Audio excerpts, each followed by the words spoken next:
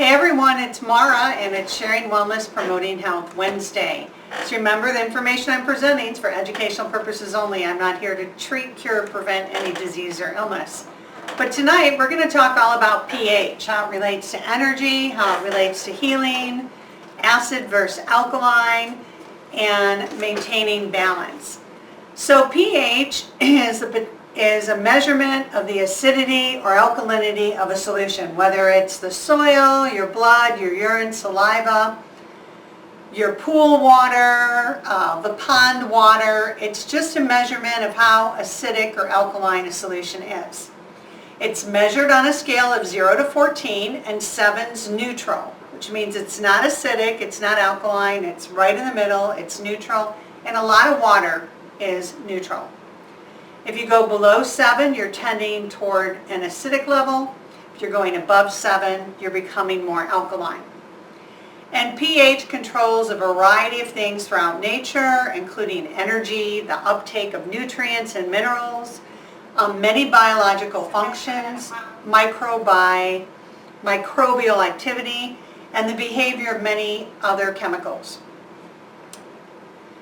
One thing that's important is when you're measuring the pH, it's a logarithmic scale. So each whole number change is a factor of 10. So a pH of 5 is 10 times more acidic than 6, and a pH of 7 is 100 times more than 5. So it goes 10, 10, 10. So pH is basically, I like to call it energy. It's a form of measuring the electric potential of a solution. If a solution needs electrons, it's said to be acidic.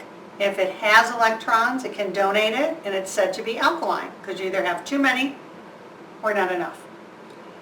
If you look at a battery, you have a negative and positive charge, and when you connect the two, it creates a flow or electrical current. Our body's made up of matter, energy, and heat, and it mostly functions through the process of heat and electrical energy. pH, the potential of hydrogen, is the measurement of the resistance and indicates the speed at which energy is moving through our body or other solution types. If your pH is acidic, you have too little resistance and things tend to move quickly throughout the solution, the body, whatever. If pH is alkaline, you have too much resistance and things tend to move more slowly. That's why a lot of people talk about pH relating to digestion. A lot of people think that we live off the food that we eat, and we do, but it's a little more than that. We actually live off the energy produced from the food we eat after our body breaks it down so we can use it. I mean, we don't use a carrot in the form it is when we eat it. Our body has to break it down and process it so it can absorb it. So we get energy from the food we eat after our body processes it. And that's why pH is one of the keys to overall health. So if you're acidic, your digestion may have too little resistance and things are not getting assimilated and they're just kind of running through you. Where if you're alkaline, things may be moving a little slow and they tend to sit there and kind of putrefy, okay? And you're not absorbing because it's moving so slow, you have minimal absorption of minerals. So if you're too alkaline, you can't absorb the minerals that you have because you're moving too slow to do it. And if you're too acidic, it's moving through you too fast for you to absorb them. So, and that's that way throughout nature, okay? And our body, being made up of cells and living tissue, they require energy to function. And the energy or vitality of our physical body is dependent on a steady flow of energy, and ill health sets in as we lose energy. So what does pH affect in our body? It affects a lot of things. It can affect your hormone levels, your cardiovascular health, weight gain or loss, bladder or kidney efficiency, immune function, structural system, liver function, your energy levels, your digestion and elimination, and your microbial environment. Just like the soil pH affects how well the plant grows, how it interacts in the process of photosynthesis, how The soil pH interacts in the absorption of the minerals from the soil for the plant, as well as the microbiome or microbials that are in the soil. So pH is a part of the overall environment of things. There's a lot of theories about measuring pH. Our blood has a pH, our urine has a pH, our saliva has a pH, and our blood tends to strive, it actually has to strive and maintain a 7.35 to 7.45 range. A lot of people believe that pH for the urine should be 6.5 to 6.8. It's going to fluctuate throughout the day, and saliva should be in a range from 6.0 to 7. Carrie Reams, who was a big soil pH guy, says in the human body 6.4 is perfect. So our lungs, our kidneys, our digestive system, and our skin help our body maintain its pH. Our lungs release carbon dioxide, which is acidic. So runners, you got to breathe and release the acid produced from the exercise. The kidneys release extra acids through the urine. If the kidneys have too many acids, it goes back into the blood, and the blood has to, and then the digestive system kicks in to produce ammonia to help balance and offset that acid, and that's why sometimes people say their urine smells like ammonia. That's how acidic the body is. And the skin helps get rid of, is involved in this process through sweating. If your body's job and your blood's job is to keep that pH in that level. So our body's job is to stay alive. So whenever something's out of balance, it kind of steals from Peter to pay Paul to maintain a balance. So if you're too acidic, it's going to go to the bones and the tissues and the joints to get minerals to balance acidity. And that's this imbalance created in the body, through traditional Chinese medicine, through energy medicine, through everything, creates problems. So when we look at pH and acidity, our body uses minerals as buffers to overcompensate when it's acidic. The main buffering minerals are sodium, potassium, calcium, and magnesium. And this means when we're overacidic that our body's going to take minerals from organs, bones, to help maintain its pH balance. It has to. Its job is to stay alive and stay balanced. Acids are excreted again through our lungs, urine, skin, and bowels. And also keep in mind that extra acids can also be stored in your joints, tissues, muscles, and your arteries. That's what the experts on pH, from Carrie Reams to lots of other people, say. pH and alkalinity. The body being too alkaline is less common than being too acidic. However, it can happen, and it also does pose problems. So when you're over alkaline, the same things affected by being too acidic can also be affected by being too alkaline.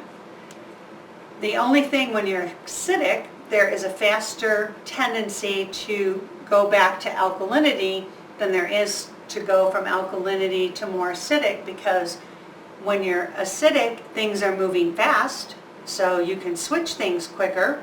And when you're alkaline, things are moving slower, so it takes you longer to make that switch. So it takes more work. So this can cause your body to be less able to excrete acids through the kidneys, causing other functions like the liver and bowel to kick in. Your urine pH, according to the experts, may help indicate how well your body is excreting acid and assimilating minerals. Saliva pH may help indicate the activity of your digestive enzymes, and are you producing too much or too little acid. The best time to measure your urine and saliva pH are 2 to 3 hours after a meal, and you want to make sure you don't eat or drink anything, including water, an hour before you do your saliva. It's best to check it for several days to get an idea of what it is and how it fluctuates. That's why the range is 6 to 7 for urine and 6.4 to 6.8 for saliva, because it's going to fluctuate during the day and the times you take it. You just want to make sure it's not too far out of those ranges, because you may want to make adjustments.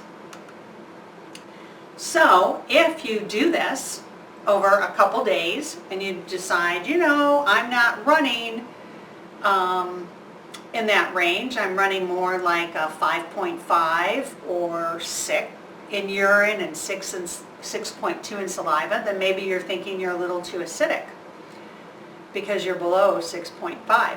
So you may want to think, do I need some enzymes to help me digest the foods that I'm eating since everything's going so quickly? You may need more minerals because your body's using minerals to keep the pH balanced. So you want to give it more minerals. Green foods are full of minerals and very alkalizing to the body.